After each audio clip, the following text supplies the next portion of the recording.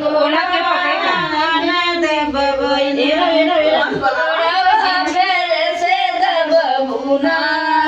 गोड़वा फिर से दबबुना दीदी कोनो तू है छोड़ कोने पकड़ा निया में से आए खाते पकड़े गोड़वा फिर से दबबुना